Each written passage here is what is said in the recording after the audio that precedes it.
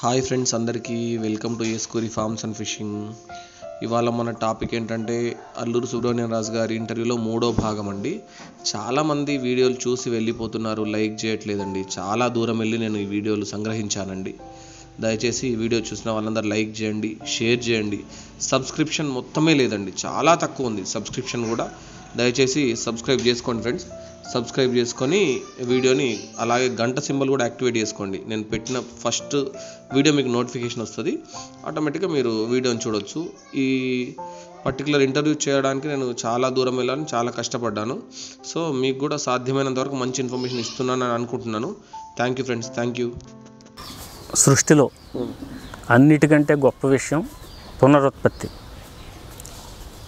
ఈ పునరుత్పత్తిని మన ఫౌండేషన్ స్టాక్గా ఎలా వేసుకుంటే ఏ రిజల్ట్ వస్తుంది అనేది చాలా యువకులు కానీ కొత్తగా నేర్చుకునే వాళ్ళు కానీ ఇది చాలా శ్రద్ధగా తెలుసుకోవాల్సిన అవసరం ఉంది. ఈ పెట్ట పుంజు మనం అసలు బ్రీడింగ్ యూనిట్లో ఏ రకమైన పుంజుని వేసుకోవాలి, ఎన్ని పెట్టలు వేసుకోవాలి, ఏ పెట్టకి ఏ పుంజులను కలిపితే మంచి పిల్లలు వస్తాయి అనేది మనం మాట్లాడుకోవాల్సి ఉంటుంది. మనం ఇందాక కోడి పుంజుకి ఏ రకమైన మంచి పుంజుకి లక్షణాలు ఉండాలని చెప్పుకుంటున్నామో అదే లక్షణాలు, అంటే మంచి నడుం, సాపైన నడుం, కాళ్ళు చక్కగా ఉండి, మెడ, తోక, సిల్క్ హెయిరు, చక్కటి జుట్టు, బాగా ఫెరోషియస్గా డూ ఆర్ డై అనేలా ఉన్న ఒక రకం కానీ, బాగా ఎస్కేపింగ్ స్కిల్స్ ఉన్న మంచి పుంజును కానీ ఎంచుకోవాల్సి ఉంటుంది. అంటే అది తప్పు కాదు, ఇది తప్పు కాదు, ప్రతి దాంట్లోనూ డిఫెక్ట్ ఉంటుంది. బాగా స్పీడ్గా మీద పడి కొట్టేసేది కోడి తట్టుకోలేదు, అవతల కోడి తప్పుకుంటే ఇది, లేదా అవతల కోడి దీన్ని కొట్టడానికి వస్తే ఇది తప్పుకోలేదు, మీద పడి డూ ఆర్ డై చంపేస్తుంది. బాగా తప్పుకుని కోడి బాగా పెద్ద షాట్ ఇస్తలేదు.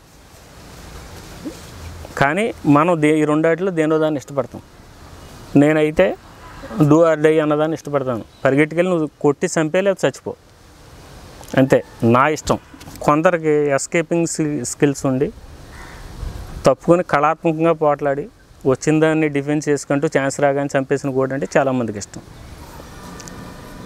మనం బ్రీడింగ్లో ఏ లక్షణాలను అయితే అక్కడ పుంజుకి మనం పుంజు నుంచి పెట్టకి ఇంజెక్ట్ చేస్తున్నాం, అయ్యే లక్షణాలు ఉన్న పిల్లలు ఎక్కువగా వచ్చే ఛాన్సెస్ ఎక్కువ. మీరు అనుకోవచ్చు, ఇప్పుడు మనం ఈ పుంజు నుంచి గతతరం తాలూకా పెట్టలకి తరతరాలుగా వస్తున్న ఆ పెట్టల జాతికి పుంజుని వేసిన వెంటనే పిల్లలు వచ్చేస్తాయని.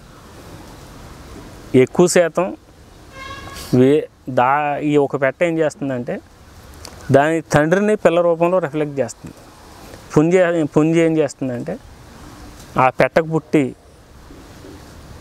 పిల్లకి ఈ పుంజు బాగా రిఫ్లెక్ట్ అవుతుంది అనేది అందరికీ తెలుసున్న విషయమే. కానీ దగ్గర సంబంధం ఉన్న, అంటే ఈ పుంజుకి మనం ఎంచుకున్న పుంజుకి రిలేటెడ్గా ఉన్న పెట్టలను లేకపోతే ఆ సిబ్లింగ్స్ని కానీ ఎట్లన్నా మనం తీసుకున్నప్పుడు ఈ పుంజుతో మ్యాటింగ్ చేస్తే ఖచ్చితంగా జీన్స్ బాగా మ్యాచ్ అవుతాయి.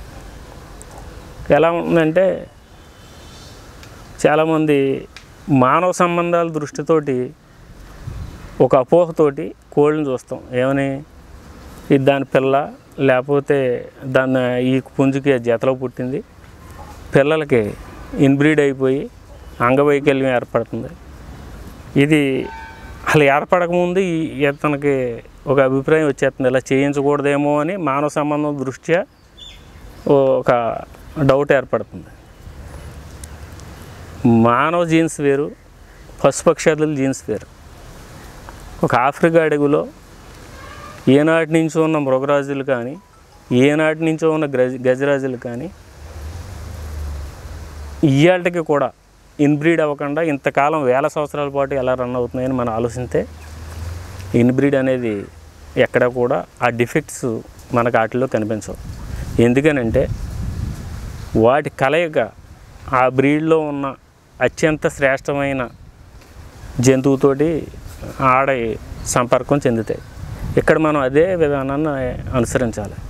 చాలా శ్రేష్టమైన కోడిపుంజుని, మంచి కోడి పెట్టల్ని ఒక లైన్ సెటప్గా ఏర్పాటు చేసుకుని ఆ పిల్లల్ని మనం పుట్టించుకొని ఆ పిల్లల్లో మంచి పిల్లని ఒక ఆల్ఫా అనే పిల్ల ఉంది. ప్రతి క్లచ్లోనే ఒక పెట్ట 9 నుంచి 10 గుండ్లు పెడితే బ్రహ్మాండమైన పిల్ల ఒకటి ఉంటుంది. ఆ పుంజు పిల్లని మనం గుర్తించి దాన్ని ఒక బ్రీడర్గా ఇప్పుడు ఒక పెట్ట నుంచి ఒక ఆల్ఫా పిల్లని ఎంచుకున్నాం. ఒక 5 పెట్టలతో పిల్లలు చేయించాం. 5 పెట్టల నుంచి 5 పిల్లలు స్పెషల్గా ఉన్న స్పెసిఫిక్ పిల్లల్ని ఏరుకుని ఒక పక్కన పెట్టుకుని మళ్ళీ రెండో కారులో కూడా అలాగే ఒక్కో పిల్లని ఏరుకుని పక్కన పెట్టుకొని అలా 2-3 కార్లు ఈజీగా చేయించారు. ఒక మనిషి ఒక పెట్ట నుంచి 3 కార్లు చేయించుకుంటాం మనం. మందల కింద అమ్మకం ఏంగా చేయించే వాళ్ళకి నేను చెప్పలేను, కానీ బ్రీడింగు ఒక దొడ్డు పర్పస్ ఒక పందెం పర్పస్ చేయించుకునే వాళ్ళు అయితే ఒక పెట్ట నుంచి 3 కార్లు చాలు. ఒక 5 పెట్టల నుంచి చేయించరు. ప్రతి గూడు నుంచి ఒక మంచి పిల్లని సెలెక్ట్ చేసుకుని పక్కన పెట్టుకొని ఈ పిల్లలన్నిటిని ఎదిగిన క్రమంలో మనం అబ్జర్వ్ చేస్తామండి. వీటిల్లో బెస్ట్ ఏదన్నది మనం ఒకటి ఎంచుకొని దాన్ని ఖచ్చితంగా మనం బ్రీడర్ కిందే పక్కన పెట్టుకోవాలి. పెట్టుకున్నప్పుడు ఇప్పుడు మీరు చేయించిన ఈ తరం కంటే భవిష్యత్ తరాల్లో ఇంకా మంచి కోడిపిల్ల మీ దొడ్లో పుడుతుంది. ఇలాగే తరతరాలుగా ఇక్కడ ఎవరైతే పెద్ద వ్యక్తులు కానీ లేదా పెద్ద రేట్లకి కోళ్ళు అమ్మి పెద్ద పందాల్లో కోళ్ళు పుట్టించి పోట్లాడిస్తున్న వ్యక్తులకు కానీ అనుసరించిన విధానాలు ఇవి. వాళ్ళ దొడ్లో పుట్టిన పిల్లల్లో ఒక మంచి పిల్లల్ని చేయించుకొని మిగిలిన పెట్ట పిల్లలు కలుపుకోవడం ఇలా చాలా పెద్ద విశిష్టమైన ప్రక్రియ, చాలా సాధారణమైన ప్రక్రియ. ఇన్బ్రీడింగ్ అనే అపోహ పక్కన పెట్టండి. ఒక పెట్ట యూనిట్లో 5 పెట్టలకి మనం పిల్లలు చేయించినప్పుడు ఈ ఒక పుంజు మిగిలిన నాటికి లైన్ బ్రీడింగ్ అవుతుంది, కానీ ఏ రకంగా కూడా ఇబ్బంది కలగదు. ఇంకోటి ఏంటంటే మనకంటే చాలా క్రోమోజోమ్స్ ఎక్కువ కోళ్ళకి. దాదాపుగా 39 జతల క్రోమోజోమ్స్ ఉంటాయి కోళ్ళకి, అంటే 78 క్రోమోజోమ్స్ ఉంటాయి. ఇవన్నీ ఒకదానికోటి బాగా మ్యాచింగ్ అయ్యి మంచి అవుట్పుట్ మనకు రావాలంటే రిలేటెడ్ బ్లడ్ లైన్ మాత్రమే ఖచ్చితంగా మెయింటైన్ చేయాలి. ఒకవేళ 4-3 సంవత్సరాలు మనం మెయింటైన్ చేశాక మన దగ్గర ఏకలు లేని పిల్లలు లేదా కాళ్ళు లేనియో కళ్ళు వంకరయో లేకపోతే కాళ్ళు వంకరయ్యో రకరకాల పిల్లలు పుడుతున్నప్పుడు మాత్రం మనం ఆ బ్రీడ్ని ఆపుకోవాలి. కానీ పుట్టే అవకాశం లేదు. పుట్టే అవకాశం ఎలా ఉందంటే నేను ఆల్ఫా పిల్లని బ్రీడ్ కింద ఏదైతే మంచిదాన్ని సెలెక్ట్ చేయాలని మనం తీసుకుంటున్నాం బ్రీడర్ కింద, ఆ ఆల్ఫా పిల్లలో ఉన్న డిఫెక్ట్ని మీరు గుర్తించకపోతే ఆ డిఫెక్ట్ని అది క్యారీ చేయొచ్చు. కానీ డిఫెక్ట్ ఉన్నది ఎప్పుడు ఆల్ఫా కాదు. ఆల్ఫా అంటే అత్యంత శ్రేష్టమైన ఆ శ్రేష్టమైన పిల్లని మనం మన పిల్లల్లోంచి గుర్తించి పక్కన పెట్టుకోవాలి. ఆ పక్కన పెట్టుకున్న దాన్నే మళ్ళీ నెక్స్ట్ జనరేషన్లో బ్రీడర్ కింద వాడుకుని మళ్ళీ దిగిన పిల్లల్లో ఒక బెస్ట్ నేర్చుకుని అలా బ్రీడ్ని కంటిన్యూగా చేయించుకోగలిగితే మంచి బ్రీడ్, చాలా మంచి బ్రీడ్ డెవలప్ అవుతుంది. వీళ్ళందరికీ కూడా అలా అయ్యింది భీమవరం పరిసర ప్రాంతాల్లో. ఇక్కడ చాలా బెనిఫిట్ ఉంది. ఎలా అంటే మంచి పెట్టలు దొరుకుతాయి మీకు, మంచి పుంజు పిల్ల మీ దొడ్లోనే పడుతుంది. 3 నుంచి 5 లక్షల రూపాయలు మనం కోడికి పెట్టి బ్రీడర్ని కొన్నాం. దీంతో ఒక 200 పిల్లలు చేయించకపోతే మనం మళ్ళీ ఏమైపోతామనే ఆందోళన కూడా అవసరం లేదు. మనకు పెట్టుబడి తగ్గినప్పుడు 10 పిల్లలు లోడ్ తగ్గించుకోవచ్చు. మనకంటూ ఓ సొంత జాతి ఏర్పడుతుంది. కాబట్టి ఎవరి కోడిని వాళ్ళు నమ్ముకోవడం, మన దొడ్లో పుట్టిన కోడి పట్ల తృప్తిని పొందడం ఈ బ్రీడింగ్లో చాలా అవసరం. మనం ఫౌండేషన్లో ఏ కోడిని అయితే వేసామో దాని తాలూకా రిఫ్లెక్షనే మన కోడి పిల్లలకు వస్తుంది. అంతేకాని మనం ఒక రకమైంది నడి సాపు లేనిదో లేకపోతే తోకంకరదో కన్ను గుడిదో ఏదో సాగుగా వచ్చింది, లేకపోతే అక్కడెక్కడ బాగా తన్నింది, ఓ బరిలో బాగా తన్నేసింది, ఆ తన్నేసింది కదా అని పరిగెత్తికెళ్ళి ఆకుండా కొనుక్కొచ్చి మనం పిల్లలు చేయించుకుంటే రావండి. ఖచ్చితంగా రిలేటెడ్ బ్లడ్ లైన్లో దాంతో పిల్లలు చేయించుకుంటే బాగా వస్తుంది. ఒకసారి అవుట్ క్రాసింగ్ చేయించుకోవాల్సి వస్తే కనుక మన పెట్టలని స్టేబుల్ చేసుకొని బయట నుంచి మనం ఏ లక్షణాలు కోరుకుంటున్నామో ఆ లక్షణాలు ఉన్న పుంజును తెచ్చుకొని మన పెట్టలకు జతపరుచుకోవాలి. జతపరుచుకొని మళ్ళీ ఒకసారి జతపరుచుకుంటే సరిపోతుంది. మళ్ళీ కోడి పుంజుని తీసేసి దిగిన పెట్టలకి వీటిల్లో మంచి పుంజుని కలుపుకుంటే మళ్ళీ ఆ జాతి వెనక్కి వెళ్తుంది. లేదా మన పాత తరం పెట్టలు ఉన్నాయి కదా, ఈ అవుట్ క్రాసింగ్లో దిగిన పుంజుని మంచిదాన్ని ఏరుకుని పాత తరం పెట్టలకు కలుపుకున్నా మన జాతిలో లక్షణాలు వస్తుంది. ఒకటి మాత్రం బ్రీడర్స్ అందరూ గుర్తుంచుకోవాలి, నేను పెద్దవారికి అయితే ఈ మాటలు చెప్పట్లేదు, పిల్లల కోసం మాత్రమే నేను చెబుతున్నాను. మీరు ఎప్పుడు ఎట్టి పరిస్థితుల్లోనూ మీ దగ్గర ఉన్న పెట్టలు మార్చొద్దు. ఇది చాలా కీలకమైన అంశం. మీ పెట్టల్లో ప్రతి వ్యక్తికి తెలుసు, కోళ్ళు మేపే వ్యక్తి, నా పెట్టలోనో నా పుంజులోనూ ఈ లోపం ఉంది, ఈ లోపాన్ని నేను అధిగమించడం ఎలా. మీ పెట్టల్లోనూ మీ పుంజులోని ఏ లోపాన్ని చూశారో ఆ లోపాన్ని సవరించగలిగే పుంజుని తెచ్చుకోండి. ఆ పుంజుని తెచ్చి మీ పెట్టలకు కలిపితే మళ్ళీ ఆ లోపాన్ని ఇది కవర్ చేస్తుంది కోడిపుంజు. మళ్ళీ దిగిన పిల్లల్లో ఆ లోపం లేకుండా మనం వేసిన పుంజు తాలూకా లోపాలు సరైన పిల్లలు కొన్ని ఉంటాయి, కొన్ని ఆ పుంజుని మళ్ళీ బ్రీడర్ కింద తీసుకుని మళ్ళీ మన పాత బ్లడ్ లైన్ కలుపుకోవాలి. అలాగ మీరు ఒక పెట్ లైన్ మెయింటైన్ చేస్తా మనకి ఏ లోపం ఉందో ఆ లోపాన్ని సవరించుకుంటూ వెళ్ళిన రోజున బ్రహ్మాండమైన బ్రీడర్ అవుతారు.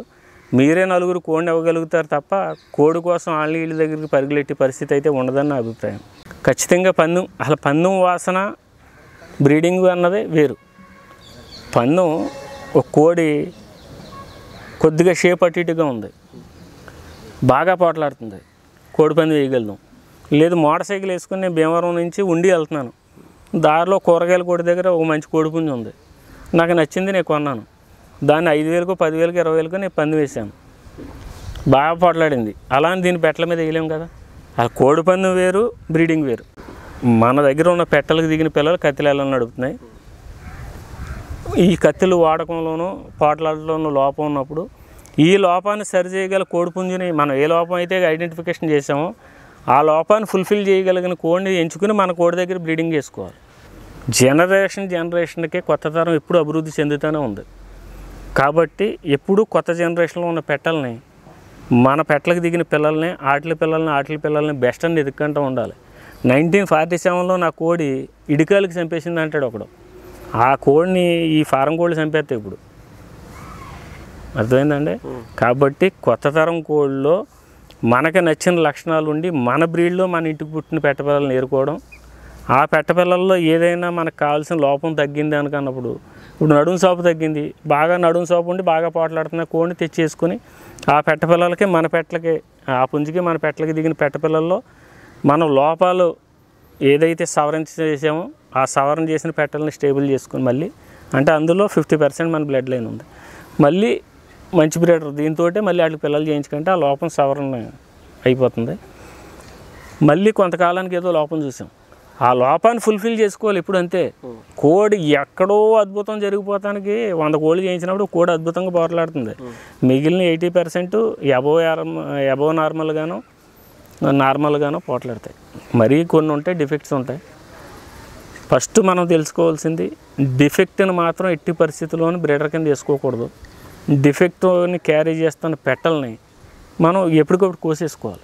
అంటే స్టేబుల్ చేసుకోవడం అంటే ఇప్పుడు ఇందులో ద బెస్ట్ పెట్టని పక్కన పెట్టి, ఇప్పుడు ఒక క్లచ్లో ఒక పెట్ట పుంజుకి 10 పిల్లలు దిగినాయి. నేనేం చెబుతున్నాను, బెస్ట్ ఆల్ఫా అనేది ఒక బెస్ట్ పిల్ల ఒకటి ఉంటుంది కోడిపుంజు, 4 పెట్టల నుంచి 4 తీసుకోండి, వీటిలో ఏది బెస్ట్ అయితే అది చెబుతున్నాను కదా. ఇదే వంశక్రమంలో ఈ పెట్టపిల్లలో 50% రేషియోలో అయినప్పుడు ఒక బెస్ట్ పెట్టపిల్ల ఒకటి ఉంటుంది. అంటే 4 పెట్టపిల్లలు ఉన్నప్పుడు 4 సమానంగా ఉండవు, మనకు కావాల్సిన లక్షణాలతో ఒక పెట్టపిల్ల ఉంటుంది. ఆ పెట్టపిల్లని జాగ్రత్త పెట్టుకోవాలి. ఇక్కడ ఇంకా ముఖ్యమైన ఒక అంశం ఉంది. 4 పెట్టలను 5 పెట్టలను బ్రీడింగ్ యూనిట్లు వేసి మనం పిల్లలు చేయించినప్పుడు ఏ పెట్టకు ఆ పెట్టకు విడిగా చేయిస్తే ఒక పెట్ట తాలూకా వాటిలో ఒక పెట్ట తాలూకా పిల్లలు అవుట్పుట్ చాలా బాగా వచ్చి బాగా పోట్లాడుతూ ఉంటాం. చాలాసార్లు గమనిస్తాం, ఈ పెట్టకు దిగి చంపేస్తున్నారా బాబు అనుకుంటాం మనమే. అదే పెట్టని వేరే బ్రీడర్ కూడా వేసి ఆ పెట్ట వేరే బ్రీడర్ తోటి కూడా ఇదే పెట్టకి మంచి అవుట్పుట్ వచ్చి ఆ పిల్లలు కూడా బాగా దెబ్బలాడుతూ ఉంటే ఈ పెట్టకి పిల్లలు జాగ్రత్త పెట్టుకోవాలి. అంటే బ్రీడ్ అనేది ఎలా అభివృద్ధి చెందుతుందంటే మన దగ్గరకు వచ్చిన అవుట్పుట్లో ఏ పెట్ట నుంచి నాణ్యమైన పిల్ల దిగుతున్నది, ఆ దిగిన పిల్ల బాగా పోరాడుతుంది, మంచి లక్షణాలు కలిగి ఉంది అనుకున్నప్పుడు ఆ పెట్ట ఒకే పెట్ట తాలూకా లక్షణాలని బాగా వచ్చిన పెట్ట పిల్లల్ని సేకరించుకుని జాగ్రత్త పెట్టుకుంటూ ఉండాలి. ఒక సంవత్సరంలో 4 ఈతలు పెట్టింది అనుకోండి, 4 ఈతలు 4 పెట్ట పిల్లలు పక్కన పెట్టుకోండి. 40 పెట్ట పిల్లలు వచ్చినాయి అనుకోండి, 40 పక్కన పెడితే మళ్ళీ పప్పులో కాలేసినట్టే. ఒక గూడు నుంచి ఒక పెట్ట పిల్ల 5 పెట్టలు పెట్టిందండి, 5 గూళ్ళు పెట్టింది ఒక సంవత్సరంలో, 50 గుడ్లు పెట్టింది. 5 గూళ్ళ నుంచి 5 పెట్ట పిల్లలే. అప్పుడు ది బెస్ట్ మన దొడ్లో ఏర్పడుతుంది. ఆల్ఫా పుంజు పిల్లని మనం సెలెక్ట్ చేసుకుని ఇట్లా కలుపుకుంటే అసలు ఎక్కడో కాదండి, ప్రతి జనరేషన్లోనే మంచి కోడి పుంజు పుడుతుంది మన దగ్గర. ఎప్పుడు 4-5 సంవత్సరాలు అవసరంలా, ప్రతి జనరేషన్లోనే మంచి పిల్లలు మన దగ్గర పుడుతుంది. ఈ అద్భుతాలు సృష్టింతాయి. గురుజీ, ఇప్పుడు మీరు చెప్పిన ఈ పద్ధతి ప్రకారం ఆల్ఫాని ఎంచుకొని మనం పిల్లలు చేయడం వల్ల సక్సెస్ రేట్ బాగా ఉండిద్దా? ఖచ్చితంగా చాలా బాగుంటుందండి. ఇది మీరు నేను కాదు, మనందరికంటే నేచర్ గొప్పది. నేచర్లో ఉన్న విశిష్టత ఏంటంటే, మనం ఒక పెట్ట పుంజుని కలగి చేసినప్పుడు ఆ రెండిటిలో ఉన్న బెస్ట్ని మాత్రమే సెలెక్ట్ చేసుకోండి. కాబట్టి దిగిన అవుట్పుట్ నిర్భయంతరంగా చాలా మంచి పిల్లలు వచ్చి అవకాశాలు ఎక్కువగా ఉంటాయి. నేను చెప్పిన క్రమాన్ని వదలకుండా ది బెస్ట్ని ఎంచుకుంటూ వెళ్తే ఫైనల్గా వచ్చేది ఎప్పుడూ బెస్ట్ పిల్లనే వస్తుంది. ఇప్పుడు ఒక అవుట్ క్రాసింగ్లోనో ఈ సంవత్సరం ఇతని దగ్గర, ఓ సంవత్సరం ఇంకొక ఆయన దగ్గర, ఓ సంవత్సరం ఇంకొక ఆయన దగ్గర పరుగులాడితే బ్రీడర్స్ కొంటే ఓ 10 పిల్లలు మీరు చేయించినప్పుడు సక్సెస్ రేషియోలో వచ్చి పిల్లల సంఖ్య క్రమేపీ తగ్గిపోతూ ఉంటుంది. అదే లైన్ బ్రీడింగ్లో ఉన్న గొప్పతనం ఇదే. మన బ్రీడింగ్స్లో, మన బ్రీడర్స్లో ఈ షార్ట్ పీరియడ్లోనే క్రోమోజోమ్స్ అంటే దగ్గర రిలేటెడ్గా మనం బ్లడ్ లైన్ కలుపుతాం కాబట్టి బాగా జతపడి మనకు కావాల్సిన మన బ్రీడింగ్ యూనిట్లో ఉన్న లక్షణాలు ఏవైతే ఉన్నాయో అవి బాగా రిఫ్లెక్ట్ అవుతాయి. అంటే మన బ్రీడింగ్ యూనిట్ని ఎందుకు మెచ్చుకుంటున్నాం? మన యూనిట్లో మనకి దెబ్బలాడి కోడి పుంజు ఉంది, మనకు నచ్చిన కోడి పెట్టలు ఉన్నాయి. ఈ రెండాట్ల కలయికలో ఇంకా బెస్ట్ పుడుతుంది. అంటే ఈ బెస్ట్ ఎందుకు పుట్టిందంటే నేచర్ అండి. నేచర్ బెస్ట్ తోటి జత కడుతుంది ఖచ్చితంగా. కాబట్టి మనం నిరభ్యంతరంగా మన దగ్గర ఉన్న పుంజు, మన దగ్గర ఉన్న మంచి పెట్టలను ఎంచుకుని ఎప్పుడు బ్రీడింగ్ చేయించుకోవచ్చు. బ్రీడర్స్ కోసం లక్షలు తగలేసి ఈ సోషల్ మీడియా మాయలో పడిపోయి ఈ పెద్దోళ్ళు ఉచ్చుల్లో పడడం మాత్రం చాలా తప్పు. ఖచ్చితంగా మన దగ్గర ఉన్న దాంతో తృప్తి పడిన వ్యక్తి ఎక్కువ రోజులు మన్నుతాడు, ఎప్పటికైనా సక్సెస్ అవుతాడు. రోజు ఒక చోటకి వెళ్ళి ఒక బ్రీడర్ని తెచ్చి, లేకపోతే ఈ 4 రోజులు అయిపోయాక ఇంకో రోజు ఇంకో బ్రీడర్ని తెచ్చి ఇలా చేయించుకోవడం అనేది మంచి క్రమం కాదు. మనకే ఎక్కువ పిల్లలు కావాలి అని మనం భావించినట్లయితే ఒక యూనిట్ని మనం ఎలా చెప్పుకున్నాం, అయ్యే లక్షణాలు ఉన్న ఇంకో యూనిట్ని ఏర్పాటు చేసుకోవాలి. ఆ యూనిట్ని కూడా అలాగే ఎప్పటికప్పుడు బెస్ట్ని జతపరుచుకుంటా ఆ యూనిట్ని కూడా మనం అలా రేజ్ చేసుకుంటా మంచి ఆల్ఫా ఫీచర్ని సెలెక్ట్ చేసుకుని మళ్ళీ ఆ పిల్లలకి ఎరుకంట ఆ లక్షణాలన్నీ బాగున్నాయి, మనకు అవుట్పుట్ బాగుంది అనుకున్నప్పుడు ఆ యూనిట్కి ఈ యూనిట్కి కూడా క్రాసింగ్ చేయించుకోవచ్చు. అంటే ఈ పుంజులో బెస్ట్ ఆల్ఫా పిల్లని ఆ పుంజులో పెట్టలకి, ఆ పుంజులో బెస్ట్ ఆల్ఫా పిల్లని ఈ పెట్టలకి. అంతే తప్ప బయట నుంచి తెచ్చుకోవడం ద్వారా తొందరగా సత్వర ఫలితాలు వస్తాయని నేనైతే భావించడం లేదు. అది ఎప్పుడో రేర్ కేసెస్లో 10కి 1-2 కూడా రావచ్చు. కానీ మనకు నచ్చి మన దొడ్లో పుట్టిన పిల్లకు వచ్చిన మంచి అవుట్పుట్ ఎప్పటికప్పుడు మార్చిన పుంజు ద్వారా అయితే రాదు. కోడి సైజుని బట్టి పోట్లాడడం అనేది చాలా వాస్తవం. ఎలా అంటే ఒక 24 సైజు కోడి గబగబా 2 కాళ్ళు కొట్టడం, తర్వాత వెంటనే ఆ మూమెంట్స్ సైజు పెరగడం వల్ల తగ్గడం జరుగుతుంది. సైజు తగ్గే కొద్దీ కదిలిక పెరుగుతుంది. ఎప్పుడైతే కదిలిక పెరుగుతున్నదో ఆ సైజు తగ్గిపోతుందని అర్థం. ఇప్పుడు 24 సైజు ఉన్న కోడి గబగబ 4 కాళ్ళు వేసినా చిన్న పెక్క పోటో లేదా చిన్న నడుము పోటో జరిగినప్పుడు అది అంత పంచిని మళ్ళీ పంపలేదు. అంటే అంత పవర్ని జనరేట్ చేయడానికి ఆ శరీరం తోడ్పట్టవదు. కాబట్టి మనం 22.5, 23 సైజు అయితే 21.5 మీద పంది వేసుకోవచ్చు, 24 వరకు పంది వేసుకోవచ్చు. 22.5 సైజు ఉండాలి. ఇది బెస్ట్. కదిలికలు అనేవి మధ్యస్థంగా ఉంటాయి. అలానే 21కి వెళ్ళిపోయి మనం కురస వచ్చే కొద్ది బాగా రిఫ్లెక్ట్ అవుతున్నది, కదిలికలు ఎక్కువగా ఉన్నాయంటే ఎంత సైజు తగ్గిపోతుందో అంత కాలు సాపు తగ్గిపోతుంది, నడుము సాపు తగ్గిపోతుంది. దీని కత్తులు తొందరగా అవ్వవు. ఇంకోటి అవతల కోడి 23 సైజు కోడి దీన్ని కొట్టినప్పుడు దాని దెబ్బని ఇది పట్టలేదు. అంటే 2 కోళ్ళ మధ్య ఉన్న బాడీ లాంగ్వేజ్లో చాలా వ్యత్యాసం వచ్చేస్తుంది. ఒక కొంగుళం వచ్చేటప్పటికి చాలా డిఫరెన్స్ వస్తుంది. 22.5 సైజు అయితే చాలా బెస్ట్ ఇప్పుడున్న కోడి పందానికి. ఇంకా అంతకన్నా సైజు వచ్చేటప్పుడు కదులుకి తగ్గుతాయి కాబట్టి మనం ఇంకా సైజుని పెంచుకోవడం అయితే కనుక ఇప్పుడైతే ఉపయోగం లేదు. మధ్యస్థంగానే ఉండటం చాలా మంచిది. కురస మీద వేసుకోవచ్చు, మోటు మీద పంది వేసుకోవచ్చు. ఈ రోజునన్నీ ఎత్తుడిదింపుల పందేలు కాబట్టి ఒక ఛాన్స్. మరీ బుడద వస్తే మోటు పడిపోయిందంటే మనం ఏమీ చేయలేము. మనం మోటుని పెడితే మరీ బుడద వచ్చి అది తప్పుకుని దెబ్బలాడినప్పుడు ఇది వెళ్ళలేకపోవచ్చు. కాబట్టి ఎప్పుడూ ఛాన్సు మధ్యస్థంగా ఉండాలి మనకి. 22.5 బెస్ట్ చాయిస్, లేదంటే 23. అంటే అందరూ ఎక్కువ ఇష్టపడేది 23 సైజు అంటారండి. 22.5 కూడా బెస్ట్ చాయిస్. కోడి బాడీ ఫార్మేషన్ మెచ్యూరిటీ లెవెల్స్ ఖచ్చితంగా 20 నెలలు నిండి వరకు తన బాడీని పూర్తి స్థాయిలో ఫార్మేట్ చేయదు. మనం ఒరుగు టైంలో అందంగా ఉండి ఎదిగే క్రమంలో ముడిసనాలు రావడం, లేదా నడుము మీద డబల్ లేయర్ రావడం, ఇటువంటి అవకరాలు కూడా వచ్చే అవకాశం ఉంది. కాబట్టి చిన్న వయసులో మనం పిల్లలు చేయించేసి తర్వాత నష్టపోవడం జరుగుతుంది ఎక్కువగా. దీనికి ఒకటే మార్గం, 2 సంవత్సరాలు వెయిట్ చేసి 2 సంవత్సరాల నిండిన కోడికి పూర్తి స్థాయిలో ఫుల్ ఫ్లెడ్జ్గా రెడీ అయిపోయి ఉంటుంది. కాబట్టి మ్యాక్సిమం 2 సంవత్సరాలు లేదా 20 నెలలు నిండిన తర్వాతే కోడి బ్రీడింగ్కి వేయడానికి ఏర్పాటు చేసుకోవాలి.